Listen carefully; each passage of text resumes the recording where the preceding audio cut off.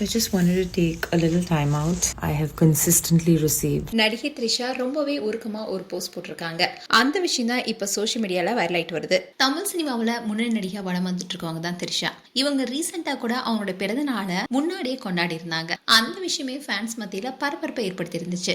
ஏன்னா த்ரிஷாவுக்கு May 4th அன்னைக்கு தான் பர்த்டேவே. அப்படி இருக்க சொல்லல எதுக்காக அவங்க ஃப்ரெண்ட்ஸ் கூட சேர்ந்து இவ்வளவு முன்னாடியே பர்த்டே செலிப்ரேட் பண்ணிருக்காங்க, அதுவும் அதை சோஷியல் மீடியால ஷேர் பண்ணிருக்காங்க என்ற கேள்விகளை பலரும் கேட்டுட்டு வந்தாங்க.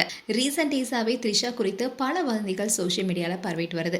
குறிப்பா சொல்லணுமா, விஜயோடைய மனைவி சங்கீதா செங்கல்பட்டு குடும்ப நல நீதிமன்றத்துல தன்னுடைய கணவர் திருமணத்தை மீறிய நடிகையுடனான உறவின் காரணமா தான் நான் விவாகரத்தை கேட்கிறேன்னு மனு தாக்கல் செஞ்சிருந்தாங்க.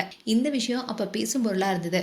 அதோட அந்த நடிகை த்ரிஷான்னு பலருமே சொல்லிட்டு வந்தாங்க. இப்படி இருக்க சொல்லதான் நடிகர் மற்றும் தாவேக தலைவர் விஜய் நடிகை த்ரிஷாவுடன் சேர்ந்து கல்பாத்தி சுரேஷ் உடைய இல்ல திருமண நிகழ்ச்சியில கலந்து கொண்டாரு.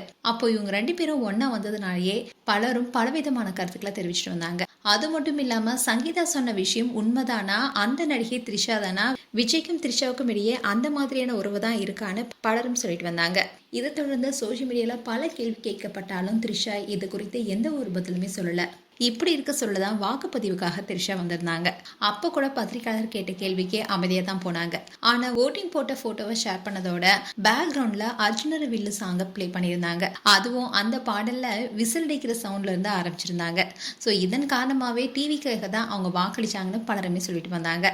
இப்படி இருக்க சொல்லதான் த்ரிஷா இன்னைக்கு ஒரு போஸ்ட் போட்டிருக்காங்க. அதுல அவங்க என்ன சொல்லியிருக்காங்கன்னா, 1 மணி நேரம் தூக்கம் குறைஞ்சா அது சரி செய்ய 4 நாட்கள் ஆகும்.